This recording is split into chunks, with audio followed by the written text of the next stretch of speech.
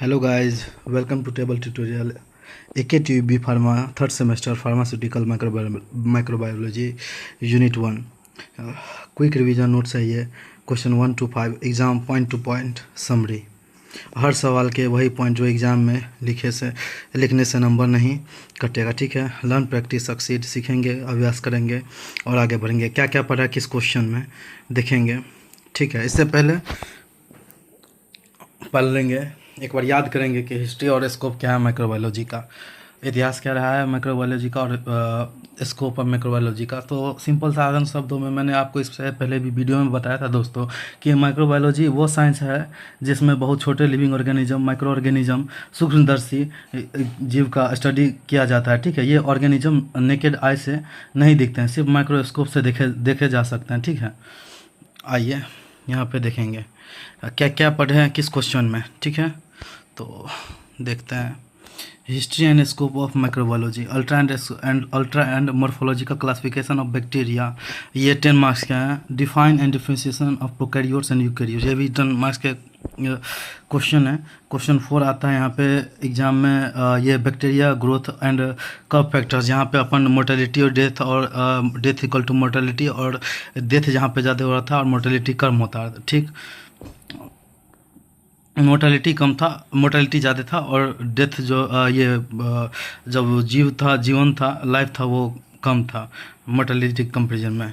ये culture media, isolation of pure culture और phase contrast of and electron microscopy के बारे में, ये यहाँ से भी 10 नंबर का ही आता है।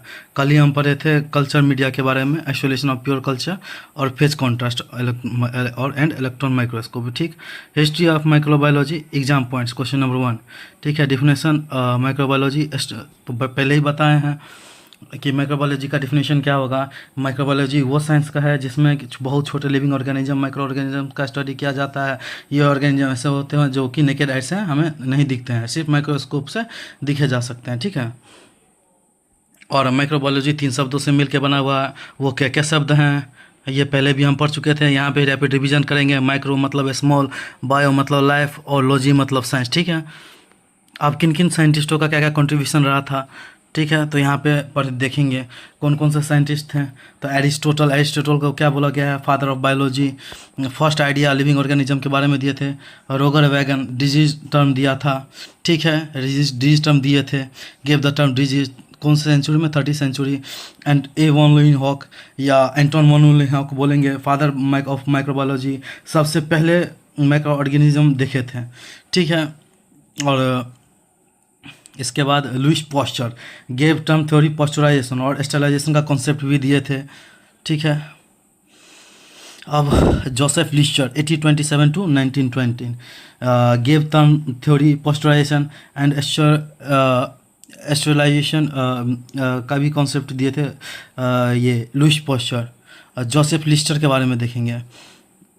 जोसेफ लिस्टर एंटीसेप्टिक सर्जरी और हैंड वॉशिंग का भी इम्पोर्टेंस बताया था इन्होंने कि हैंड वॉशिंग का क्या इंपॉर्टेंस है, और क्लीन ग्लव्स वगैरह के भी बारे में बताए थे कि सर्जरी के बिफोर जो है क्लीन ग्लव्स वगैरह सब पहने, और एंटीसेप्टिक सर्जरी के बारे में आइडिया इन्होंने दिया था जोसेफ लिस्टर। ठीक, अलेक्जेंडर फ्लेमिंग में जानेंगे कि इन्होंने क्या आइडिया था। 1928 में पेनिसिलिन डिस्कवर किया था। ठीक, कौन नोबेल प्राइज इन्हें मिला था 1945 में। मॉडर्न एरा 1900 प्रेजेंट, जो कि अभी चल रहा है, प्रेजेंट का एरा। वायरसेस, एंटीबायोटिक्स के बारे में हम जाने, वैक्सीन के बारे में जाने, मॉलिक्यूलर बायोलॉजी के बारे में जाने, जेनेटिक इंजीनियरिंग में अभी चलेंगे। स्कोप एंड इम्पोर्टेंस, अब यहाँ से देखेंगे। बैक्टीरियोलॉजी बहुत ही सिंपल टर्म है, स्टडी ऑफ बैक्टीरिया, बैक्टीरिया का स्टडी करते हैं। वायरोलॉजी, वायरस की स्टडी को वायरोलॉजी कहते हैं। माइकोलॉजी, फंगी का स्टडी को माइकोलॉजी कहते हैं। पैरासाइटोलॉजी, पैरासाइट्स के स्टडी को पैरासाइटोलॉजी बोलते हैं। इम्यूनोलॉजी, इम्यून का स्टडी को इम्यूनोलॉजी बोलते हैं। फार्मास्यूटिकल माइक्रोबायोलॉजी, मेडिसिन को कंटेमिनेशन से बचाने को कंटेमिनेशन से बचाने को फार्मास्यूटिकल माइक्रोबायोलॉजी कहते हैं। ठीक है, इसी को कहा गया है drug contamination control. Okay guys, तो यहाँ मुझे नहीं लगता है कि आपको समझने में कुछ कहीं दिक्कत आया होगा। अब यहाँ पे 5 पॉइंट लिखो जो लिस्ट।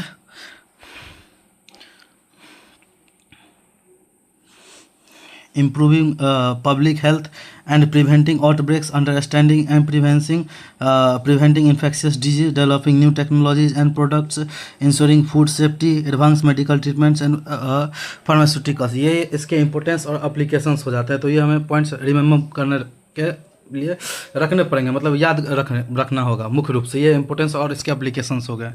आइए आगे देखेंगे इसके question number 2, ultra structure of bacteria exam point के व्यू से, ये जो कि 10 नंबर का था, आउटर कवरिंग। इसके बाहरी परत के बारे में पढ़ेंगे, ठीक है। Capsule, sticky protective outer layer. Sticky जो है बहुत चिपचिपा बाहर का लेयर रहता है, जैसे कि एसिडोपोडिया pneumoniae, streptococcus pneumoniae, S pneumoniae example हो गया। Cell wall, rigid made of peptidoglycan give shape. Cell wall जो है बाहर से पेप्टिडोग्लाइकन का बना होता है, शेप और सपोर्ट देता है उसका सेल वॉल, ठीक है। Cell membrane controls entry and exit of substances. Substance, कोई भी सब्सटेंस के एंट्री और एग्जिट को करने का काम सेल मेम्ब्रेन का ही होता है। और सेल मेम्ब्रेन जो है वही सब्सटेंस और एंट्री और एग्जिट को कंट्रोल यही करता है, सेल मेम्ब्रेन, ठीक है। यहाँ पे ये देखेंगे। अब इनसाइड द सेल मेम्ब्रेन क्या होता है? Inside the cell membrane cytoplasm cell का जेली लाइक फ्लूइड रहता है, ठीक है। Nuclear DNA, no membrane around it. DNA present होता है, ठीक है, नो मेम्ब्रेन अराउंड इट।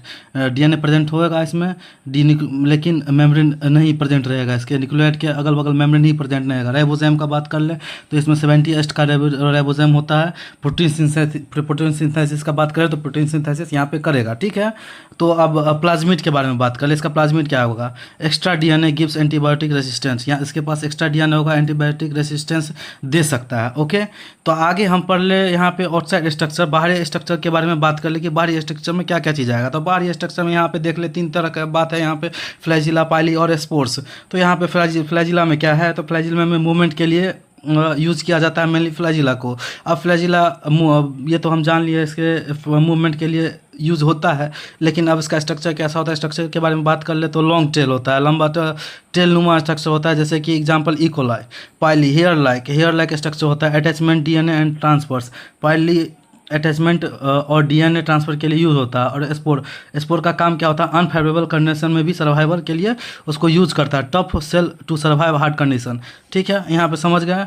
जैसे कि एग्जांपल इसका देख ले तो एग्जांपल क्या दिया गया है? Example bacillus. और साइड स्ट्रक्चर के बारे में जान ले। अब मुझे नहीं लग रहा है कि आप लोग को समझने में कोई तरह का दिक्कत आ रहा है, तो थैंक यू। आगे पढ़ते हैं क्वेश्चन नंबर 2, मॉर्फोलॉजिकल क्लासिफिकेशन। तो मॉर्फोलॉजिकल क्लासिफिकेशन में हम जाएंगे शेप, सब टाइप्स और एग्जांपल। कोकाई का शेप देख ले। कोकाई का शेप होता है round shape. Bacilli rod shape का होता है। और विब्रो के नाम से ही पता चल रहा है कॉमा शेप होगा। हम पहले भी स्ट्रक्चर इसका देख चुके हैं, स्पाइरुलम और स्पेरोटोकाई, जिसका कि नाम से ही पता चल रहा है स्पाइरुलम है तो स्पाइरल शेप होगा, ठीक। रिजिड स्पाइरल और फ्लेक्सिबल थिन स्पाइरल नुमा इसका शेप होता है, ठीक।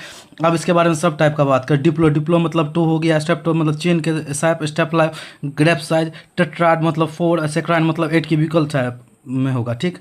अब एग्जाम्पल की बात करें स्टेप्लोकोकस ऑरियस, इसका एग्जाम्पल होगा कोकाई का। बेसिलाई रॉड की बात कर ले तो सिंगल, डिप्लो, स्टेप्टो और कोको बेसिलस, ये सब टाइप्स हो गए। एग्जाम्पल बात कर ले इकोला, एस्चेरियस कोलाई। विब्रो का सब टाइप हो गया कर्व रॉड और रॉड कोमा शेप, ठीक। और एग्जाम्पल की बात कर ले यहाँ पे तो बात कर ले तो पहले भी हम देख चुके हैं विब्रो कोलरा। स्पाइरम के बारे में पहले ही बताए हैं कि स्पाइरल शेप होता है, rigid spiral, flexible thin spiral. और इसका एग्जाम्पल देख ले तो टोपोनिमा पैलेडियम, ठीक। तो अब इसके मेमोरी ट्रिक की बात कर ले कि कैसे इसका मेमोरी ट्रिक याद करने का क्या ही ऐसा तरीका हो जिससे हम इसको याद कर ले, ठीक। तो कोकस, बॉल, बेसिलस को जहाँ कोकस आएगा वहाँ बॉल होगा तो बेसिलस आ जाएगा। Bacillus equal to stick, vibrio, comma, spirillum, spring, ठीक। ऐसे करके याद रखेंगे यहाँ पे। कोकस तो बॉल, बेसिलस तो स्टिक, विब्रो तो कॉमा, स्पाइरलम तो स्प्रिंग। तो ऐसा इसको ट्रिक करेंगे याद करने का। इसका शेप एंड साइज कैसे याद किया जाए, तो डायग्राम ज़रूर बना लें, इसका लेवल डायग्राम, जिससे कि 2 एक्स्ट्रा मार्क्स मिलेगा। डायग्राम सहित बना लेंगे। जैसे कि कोकस है तो राउंड शेप है, तो राउंड शेप ऐसे पहले जो हम लोग पीडीएफ देखे थे, पीडीएफ को हम स्टडी किए थे, तो इसके बारे में कोका का शेप वगैरह सब जैसे दिया हुआ था, तो उसके बारे में एक बार देख ले मतलब चार्ट में कि क्या कैसे पीडीएफ है। तो कोका का स्ट्रक्चर के बारे में बना ले, बेसिलाई का स्ट्रक्चर बना ले, विब्रो का स्ट्रक्चर बना ले, स्पाइरलम का स्ट्रक्चर बना ले, तो एग्जाम में आपको इसका एक्स्ट्रा 2 मार्क्स मिलेगा। ठीक है, ये आपके लिए बेहतरीन होगा। तो आइए आगे देखते हैं prokaryote versus eukaryote exam points के व्यू से। ठीक है, तो जल्दी जल्दी फास्ट खत्म करेंगे। बेसिस प्रोकैरियोट, बेसिस क्या क्या बेसिस है प्रोकैरियोट वर्सेस यूकैरियोट्स, तो देखेंगे न्यूक्लियस, सेल साइज और DNA, organelles, ribosome, cell division और एग्जाम्पल। ये एग्जाम्पल तो हो गया जैसे कि बैक्टीरिया, ई कोलाई हो गया, प्रोकैरियोट्स का एग्जाम्पल, यूकैरियोट्स का येस्ट, अमीबा और ह्यूमन सेल। ये 3 एग्जाम्पल देख लिए। ठीक, और इन सब के बेसिस पे इनको डिवाइड किया गया है। कौन सब के बेसिस पे? Nucleus, cell size, DNA, organellism, ribosome and cell division. Okay, तो अब देखेंगे prokaryote versus eukaryote. Eukaryote prokaryote में क्या क्या डिफरेंस होते हैं, तो सिंपल सा बात है भाई, कोई इसमें प्रेशर लेने की जरूरत नहीं, हम पहले भी पढ़ के रख चुके हैं। प्रोकैरियोट्स मतलब क्या होगा, जिसमें 2 न्यूक्लियस नहीं होता है, साइज छोटा होगा इसका। सेल साइज की बात करें तो साइज छोटा होगा। यूकैरियोट के कंपैरिजन में सर्कुलर डीएनए की बात करें तो सर्कुलर डीएनए होगा, और ऑर्गेनेलिज की बात कर ले तो मेम्ब्रेन बॉर्न ऑर्गेनेलिज होगा। राइबोसोम की बात कर ले तो 70S राइबोसोम होगा, और सेल डिवीजन की बात कर ले तो सेल डिवीजन कैसे होता है, तो बाइनरी फिजन से डिवाइड होगा। ठीक, अब यहाँ पे बात कर ले यूकैरियोट्स की, तो यूकैरियोट में न्यूक्लियस की बात करें तो न्यूक्लियस 2 न्यूक्लियस होता है। ठीक है, सेल साइज की बात कर ले तो सेल साइज प्रोकैरियोट से बड़ा होगा। कितना बड़ा होगा, तो 10 to 100 माइक्रोमीटर। अब यहाँ प्रोकैरियोट्स की बात है तो प्रोकैरियोट्स में से यूकैरियोट्स से छोटा होगा, तो कितना छोटा होगा, बहुत ही छोटा होगा, 1 to 10 माइक्रोमीटर। ठीक, अब इसका डीएनए का बात कर ले, डीएनए कितना होगा, डीएनए बड़ा होता है। बड़ा डीएनए कैसा होगा, लीनियर होगा। सॉरी, ये हम सेल साइज में चले गए थे, डीएनए के बारे में बताते हैं। Sorry for the interruption guys. DNA linear DNA होगा। ऑर्गेनेलिज की बात करें तो ऑर्गेनेलिज इसमें प्रेजेंट होगा। ठीक, मेम्ब्रेन बॉर्न ऑर्गेनेलिज होता है। राइबोसोम की बात करें, यहाँ पे क्लियरली दिख रहा है हमें 80S राइबोसोम होगा। और सेल डिवीजन, इसमें माइटोसिस भी होता है और म्यूसिस से भी सेल डिवीजन टेक्स प्लेस होता है। एग्जाम्पल तो हम पहले ही बात कर लिए हैं, फिर से एक बार दोहरा लेंगे। प्रोकैरियोट्स में बैक्टीरिया, ई कोलाई आ गया, और यूकैरियोट्स में येस्ट, अमीबा और ह्यूमन सेल। ठीक है, question number 4, bacterial growth curve exam point of view से देखेंगे।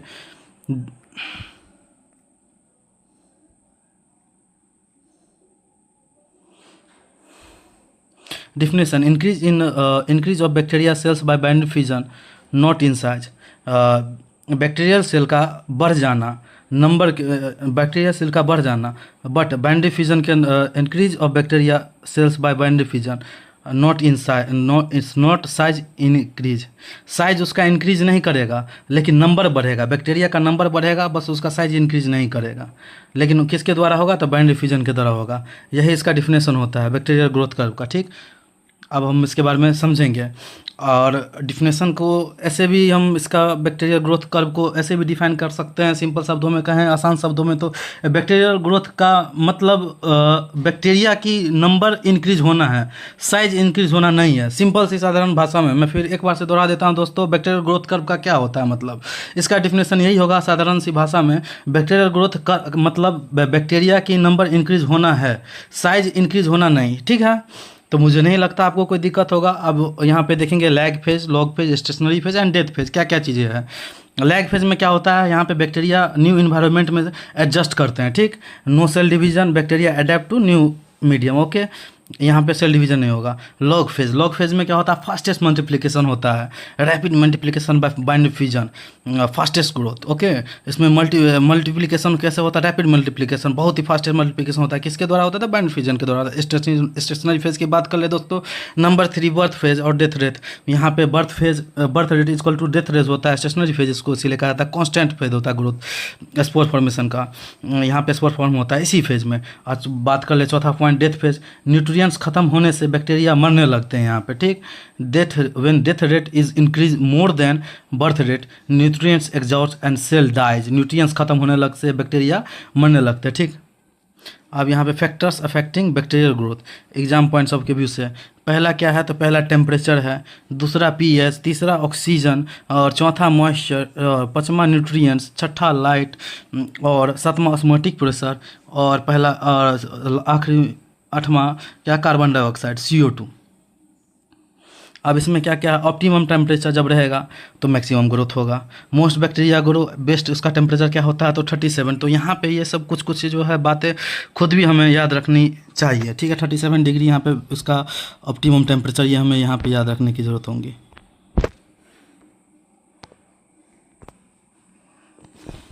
ये हमें याद रखने का ज़रूरत होगा। Maximum growth, most bacteria, optimum temperature. दूसरा pH, most bacteria grow best pH. तो ये पीएच हमें याद रखना पड़ेगा कि इसको कितना पीएच चाहिए, कितना ऑप्टिमम पीएच चाहिए कि वहाँ पे मोस्ट बैक्टीरिया ग्रोथ करेगा। ऑक्सीजन, ऑक्सीजन एरोबिक या तो एनारोबिक, फैकल्टेटिव एनारोबिक।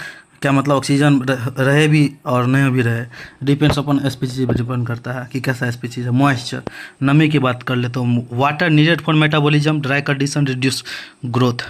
मेटाबॉलिज्म के लिए पानी ज़रूरत होता है। और ये भी बात याद रख ले, अगर ड्राई कंडीशन होगा, ज़्यादा पानी नहीं होगा, पानी की कमी से बैक्टीरिया का ग्रोथ कम भी हो सकता है। अब 5वां पॉइंट बात कर ले, न्यूट्रिएंट्स, जो हम पहले भी बोले थे। न्यूट्रिएंट्स क्या क्या चाहिए, carbon, nitrogen, sulphur, phosphorus, minerals and vitamin, ठीक। 6ठा पॉइंट यहाँ पे बात कर ले, ultraviolet rays damage bacterial DNA, excess light kills the bacteria. इसका मतलब ये होता है कि अल्ट्रावायलेट जो भी परावैंगिक किरण जो होते हैं, जो बैक्टीरियल डीएनए को जो है किल कर देते हैं, ठीक। और एक्सेस लाइट जो भी एक्सेस, मतलब एक्सेस कहते हैं ना कहावत, excess of everything is bad. तो यहाँ पे एक्सेस जब लाइट पड़ेगा बैक्टीरिया पे तो बैक्टीरिया डेड हो जाएगा वहाँ पर। ऑस्मोटिक प्रेशर और high salt sugar removes water from cells, stops growth.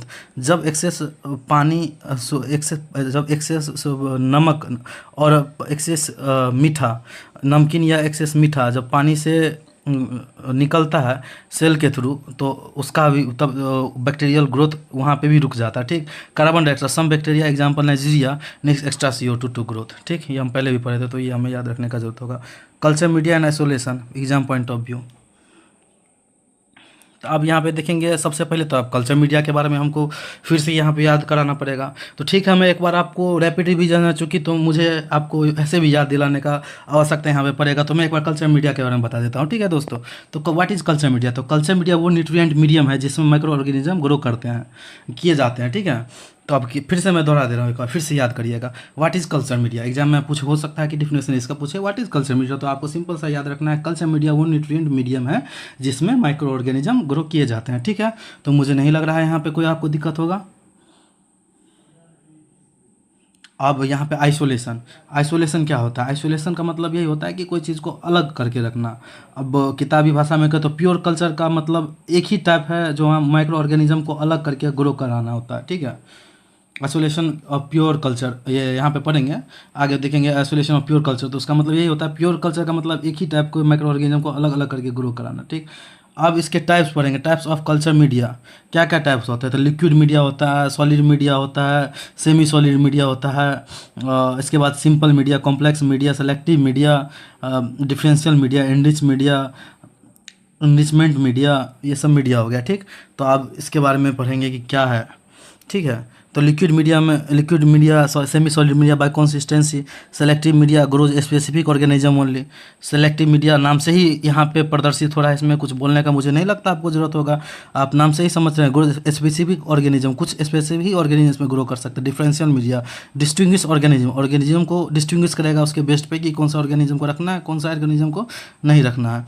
Enrichment media मतलब इसके पास एक्स्ट्रा कुछ न्यूट्रिएंट्स होंगे, ठीक है। तो आगे चलते हैं, methods of isolation of pure culture, ठीक है। जैसा कि मैं अभी बोल रहा था आइसोलेशन ऑफ प्योर कल्चर, तो आइसोलेशन ऑफ प्योर कल्चर का क्या होगा मतलब, कोई भी प्योर कल्चर का मतलब एक ही टाइप के माइक्रो ऑर्गेनिज्म को अलग कर करके ग्रो कराना, ठीक है। फिर से दोहरा दे रहा हूँ दोस्तों, matter of isolation of pure culture का मतलब क्या होता है? प्योर कल्चर का मतलब एक ही टाइप के माइक्रो ऑर्गेनिज्म को अलग अलग करके ग्रो कराना।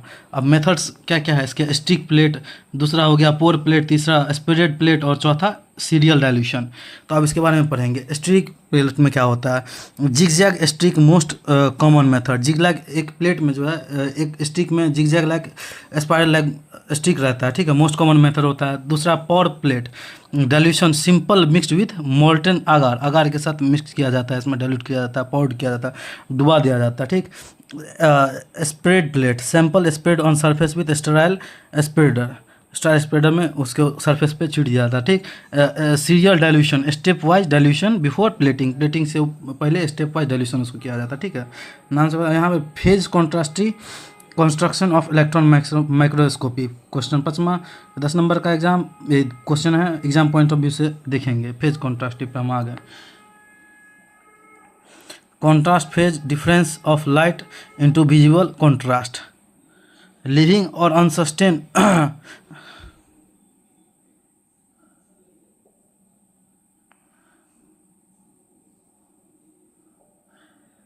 तो यहाँ पे converts phase differences of light into visible contrast, इसका मतलब ये हो गया कि convert phase differences of light into visible contrast. Sorry दोस्तों, समय ज़्यादा लेने के लिए, इसका मतलब convert phase difference of light into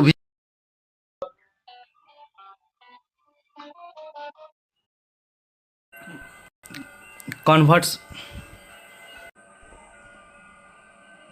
तो कन्वर्ट्स फेज कॉन्ट्रास्टिव माइक्रोस्कोप में यहाँ पे देखेंगे। कन्वर्ट पहला पॉइंट है, converts phase differences of light into visible contrast. इसका सिंपली मीनिंग है कि लाइट की फेज डिफरेंस को विजिबल कॉन्ट्रास्ट में बदलने के लिए हम फेज कॉन्ट्रास्ट माइक्रोस्कोपी या वेवलेंथ के वेव इंटरफेरेंस को यूज़ करते हैं। इसमें इसका मेन काम ट्रांसपेरेंट और कलरलेस चीज़ों को, जैसे लाइव सेल को बिना रंग स्टेन किए साफ साफ दिखाना होता है। ठीक है, तो मुझे नहीं लगता है कि आपको इस पॉइंट में कोई दिक्कत होगा। थोड़ा सा ये देखिए, पॉइंट देखने के लिए बहुत आसान लगता है लेकिन समझने में बहुत क्रिटिकल चीज़ है ये।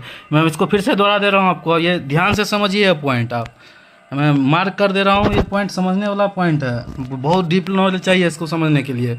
Convert phase difference of light into visible contrast, आपको फिर से देखिएगा, लाइट की फेज डिफरेंसेस को विजिबल कॉन्ट्रास्ट में बदलने के लिए हम फेज कॉन्ट्रास्ट माइक्रोस्कोपी या वेव इंटरफेरेंस का यूज करते हैं। इसका मेन काम ट्रांसपेरेंट और कलरलेस चीज़ों को, जैसे लाइव सेल को बिना रंग या स्टेन किए साफ साफ देखने में मदद का होता है। इससे मतलब हेल्प मिलता है इसको, इसका मेन काम यही है। ठीक है, फेज कॉन्ट्रास्ट माइक्रोस्कोपी।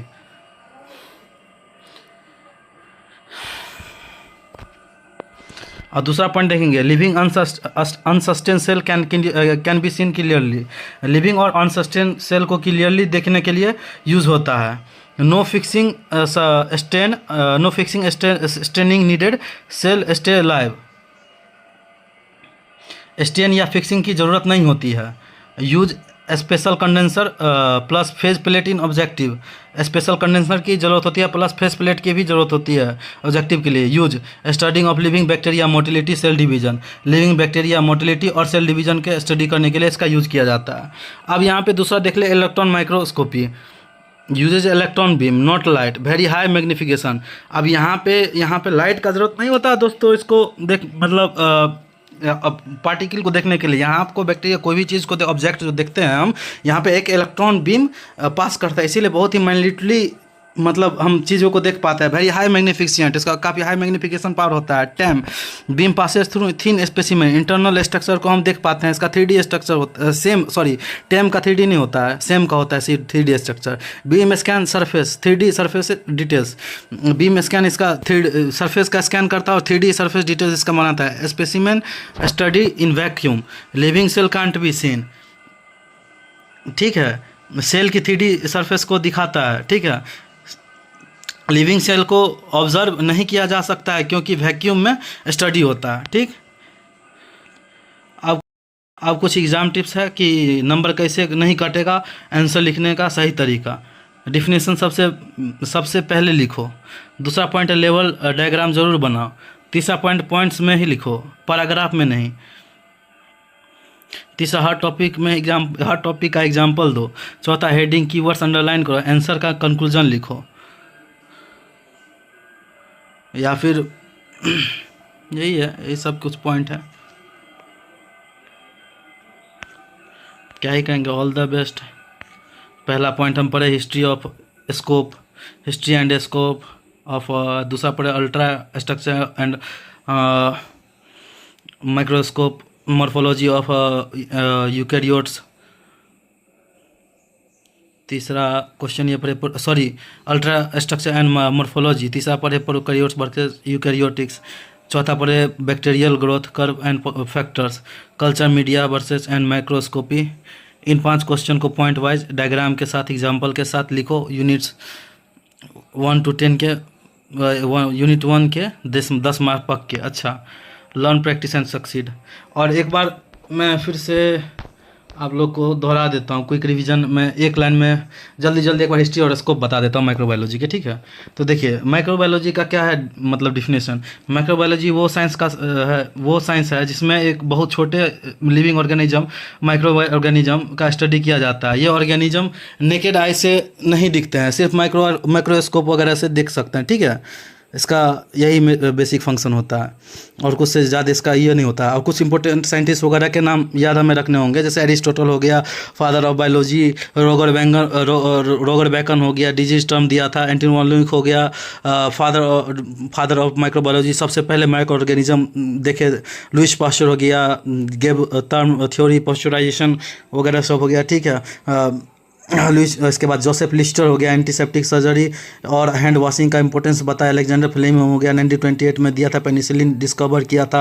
अब स्कोप वगैरह क्या हो गया, ब्रांचेज जैसे हैं बैक्टीरियोलॉजी, बैक्टीरिया का स्टडी, वायरोलॉजी, वायरस का स्टडी, माइकोलॉजी, फंगी का स्टडी, पैरासाइटोलॉजी, पैरासाइटिस का स्टडी, इम्यूनोलॉजी, इम्यूनिटी का स्टडी, फार्मास्यूटिकल माइक्रोबायोलॉजी में क्या होता है तो मेडिसिन को कंटामिनेशन से बचाना।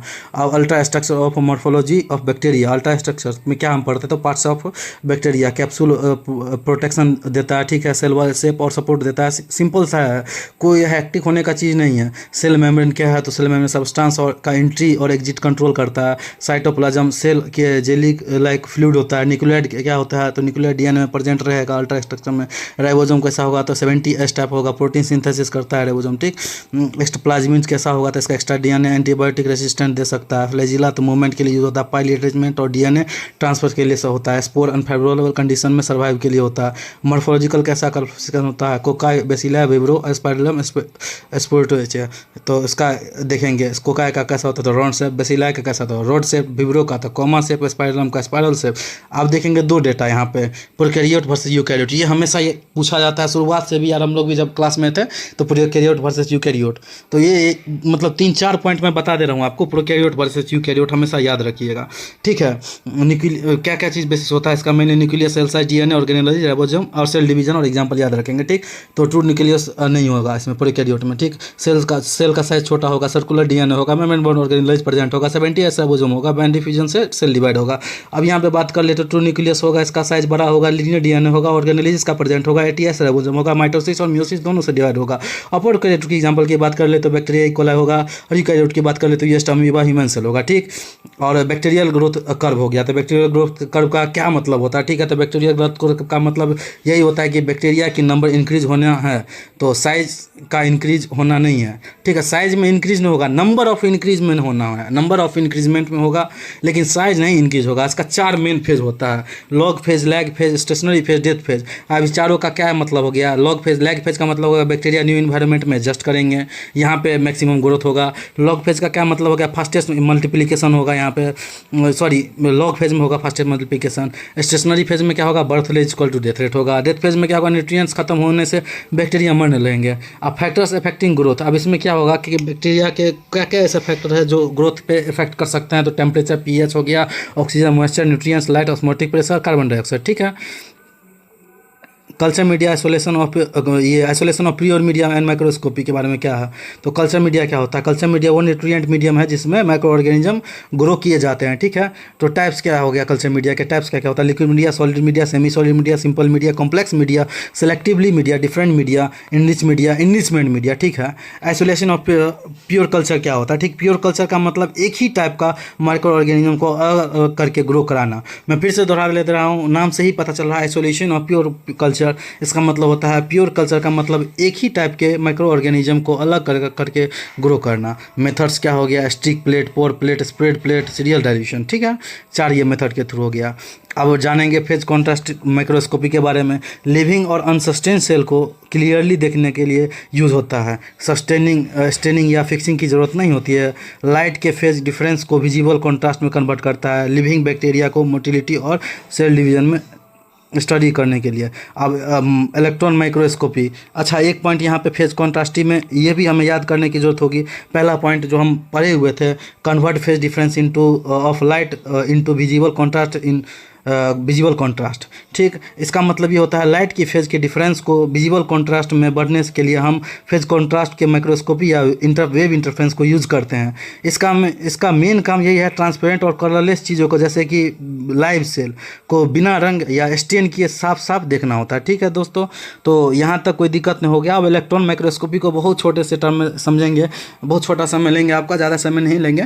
इसमें ये देखेंगे मुख्य रूप से क्या क्या होता है। ठीक है, कि लाइट की जगह इलेक्ट्रॉन बीम यूज़ होता है इलेक्ट्रॉन माइक्रोस्कोपी में। ठीक है, लाइट की जगह क्या होता है यूज, इलेक्ट्रॉन बीम यूज़ होता है। बहुत ही हाई मैग्निफिकेशन मिलता है इसमें। टेम का सीधा सा मतलब, और टेम और सेम में हम पढ़े थे। टेम में क्या होता है, सेल के इंटरनल स्ट्रक्चर को दिखते हैं, और सेम में सेल के 3D सरफेस को दिखाता है। ठीक, लिविंग सेल को ऑब्जर्व नहीं किया जा सकता है क्योंकि वैक्यूम में स्टडी होता है। अब एग्जाम टिप्स में क्या क्या है, एग्जाम टिप्स में यही है कि डिफिनेशन को देख लीजिएगा आराम से, डायग्राम वगैरह सब देख लीजिएगा, आंसर पॉइंट वाइज वगैरह दिखिएगा, एग्जांपल दीजिएगा कोई भी चीज़ का, जैसे कि इक्वलाई वगैरह सब हो गया, ये सब एग्जांपल वगैरह दीजिएगा अच्छा से, हेडिंग और कीवर्ड वगैरह अंडरलाइन करिएगा, लास्ट में 1-2 लाइन कंक्लूजन वगैरह सब दे दीजिएगा जैसे PDF वगैरह में दिया है। ठीक है, चलिए, best of luck guys, thank you, please do like, share and subscribe.